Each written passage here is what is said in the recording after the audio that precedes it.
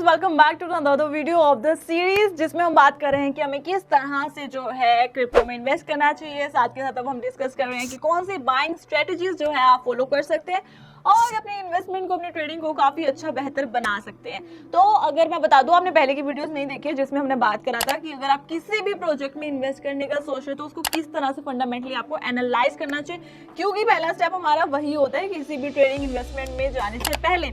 तो अगर आपने वो नहीं देखे तो go and check it out that one too. और साथ ही साथ अब इस वीडियो में हम डिस्कस करने वाले हैं कि हम बाइंग स्ट्रेटजी के बारे में डिस्कस करें, जिसमें मैंने पहले बात करी थी शॉर्ट टर्म की फर्स्ट स्ट्रेटजी के बारे में। अब मैं इसमें डिस्कस करने वाली हूँ साइक्लिक स्टॉक के बारे में। हम बात कर रहे हैं शॉर्ट टर्म स्ट्रेटजीज, साथ के साथ हम लॉन्ग टर्म स्ट्रेटजीज के बारे में बात करेंगे।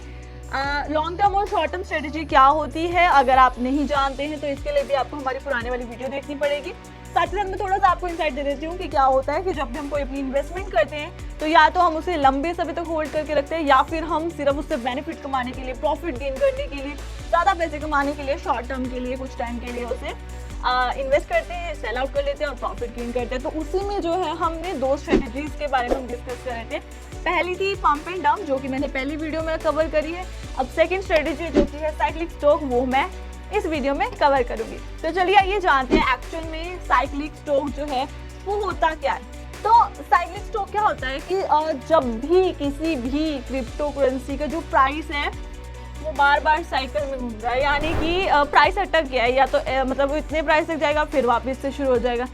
समझ रहे हैं, नाम से ही समझ पा रहे हैं, राइट। तो यानी कि ऐसे एसेट्स जिनका प्राइस जो है अटक चुका है वो एक ही साइकिल में रिवर्स चलता रहता है। तो इसमें आप क्या कर सकते हो, आपके लिए इसमें क्या बेनिफिशियल है, अब आप सोच रहे होंगे। तो मैं बता दूं इसमें क्या कर सकते हैं। जब वो बॉटम लाइन पे यानी कि अपने स्टार्टिंग है उस पर आप उसको क्रिप्टो एसेट को बाय कर लीजिए, और जब वो आगे पहुंच चुका है, उसका प्राइस हाई पे पहुंच गया, तब आप उसे सेल आउट कर दीजिए।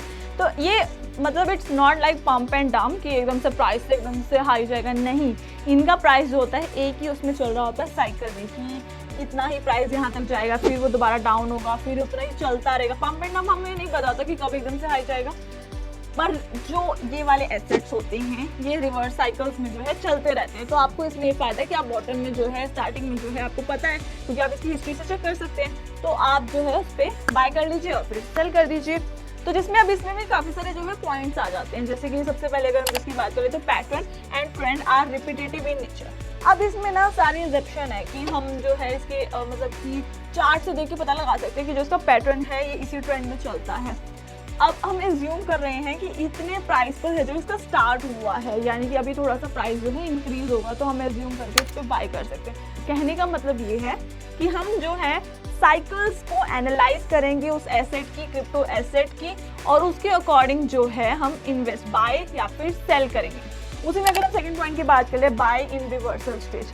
अब जब किसी भी क्रिप्टो एसेट का रिवर्सल स्टेज आता है, यानी कि वो स्टार्टिंग से होने वाला, तो जैसे रिवर्सल स्टेज स्टार्ट हुआ आपने वहाँ पे बाय करना है, यानी कि सिंपल है, रिवर्सल स्टेज में आपको जो है बाय करना है। उसके बाद नेक्स्ट पॉइंट की बात करें, डोंट टारगेट न्यू हाइज। जैसे हम पंप एंड डंप में जो है कि न्यू हाइट्स जो हम वेट करते हैं कि हाँ वो पीक पर जाएगा, हम प्रॉफिट के लिए वेट करें, पर आपको इसमें ऐसा नहीं करना है। हमें जो है जब हम देखते हैं कि हाँ इसका प्राइस यहाँ तक प्राइस तक पहुँच गया, हमें बहुत ज़्यादा हाई का एक्सपेक्टेशन नहीं करना। हाँ मतलब प्रोबेबिलिटी है कि इस पुराने वाली साइकिल से जो है इस बार थोड़ा प्राइस हाई जा सकता है, बट जैसे हम जानते हैं कि साइक्लिक है, इसका प्राइस जो है इसके अकॉर्डिंग साइकिल्स आती रहेंगी, तो हम इसमें ज़्यादा वेट नहीं करते, ज़्यादा हाई पर टारगेट नहीं करते, हम इसे जनरली सेल कर देते हैं। उसके अलावा नेक्स्ट आ गया, you can hold in corrections. अब मान लीजिए कि कोई बीच में करेक्शन आ गया, फिर आपने करेक्शन के टाइम पर जो है करेक्शन में ही इन्वेस्ट किया है, तो आप थोड़ा सा वेट कर सकते हैं, उसे होल्ड करके रख सकते हैं कि जब दोबारा जो है वो साइकिल कंटिन्यू होगी तो उसके अकॉर्डिंग जो है आप उसे सेल करके अपना प्रॉफिट गेन कर सकते हैं। तो अगर आप करेक्शंस में बिल्ड करते हो तो आप करेक्शंस में जो है होल्ड कर इसे रख सकते हैं।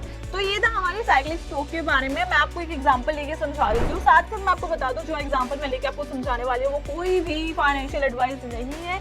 मतलब मैं कोई भी आपको ये नहीं बोल रही हूँ कि आप इसी में ही इन्वेस्ट करें, इसको बाय सेल करें क्रिप्टो को, तो ऐसा कुछ नहीं है। इट्स जस्ट एन एग्जाम्पल आपको समझाने के लिए कि किस तरह से जो है ये साइक्लिक स्टॉक जो है चलता है। तो आपको इसका ध्यान रखना है, आपको एक एग्जाम्पल जस्ट क्लियर करने के लिए। तो जैसा कि आप देख पा रहे होंगे, जो चार्ट है ना ये है डॉज का मैंने यहाँ पे लिया, और ये थोड़ा पुराना है, मतलब ये पर मतलब टाइम के अकॉर्डिंग जो है इसमें आप इसमें बेसिक चीज़ देखिए जो मैं आपको समझाना चाह रही हूँ। वो मैटर नहीं करता कि ये कौन सी क्रिप्टो है, मेन मैं आपको ये समझाना चाह रही हूँ। आप देख पा रहे होंगे ऑरेंज में जो है ये हमारी है, ठीक है। ये स्टार्ट हुआ, फिर यहाँ पर एंड हुआ, फिर ये स्टार्ट हुआ, ये यहाँ पर एंड हुआ। 1 2 3 4 5 6 7, ये 7 साइकिल जो आप देख पा रहे होंगे।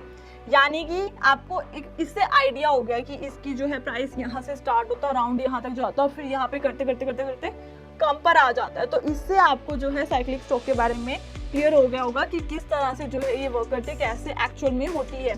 तो ये था हमारी सेकंड स्ट्रेटेजी के बारे में, हमारी शॉर्ट टर्म सेकंड स्ट्रेटेजी के बारे में, जिसमें हमने डिस्कस किया साइक्लिक स्टॉक के बारे में। बाकी अभी हम ऐसी और भी स्ट्रेटेजीज जो है डिस्कस करते रहेंगे। नेक्स्ट हम बात करने वाले लॉन्ग टर्म के बारे में। तो अगर आप उसके बारे में भी जानना चाहते हैं, क्योंकि जब हम सीख रहे हैं तो हम अच्छे से सीखें, हर तरह से सीखें कि कोई भी सिचुएशन हो। तो अगर आप लॉन्ग टाइम के लिए सोच रहे हैं अपने इन्वेस्टमेंट करने का, तो उसके लिए वो स्ट्रेटेजीज काम आएंगे। अगर आप शॉर्ट टर्म के लिए सोच रहे हैं, शॉर्ट टर्म गेम्स के लिए सोच रहे हैं, तो आपको जो है ये स्ट्रेटेजीज जो है काम आने वाली है और काम आएगी। तो बाकी अब हम मिलते हैं नेक्स्ट वीडियो में, हम डिस्कस करेंगे जिसमें लॉन्ग टर्म के बारे में।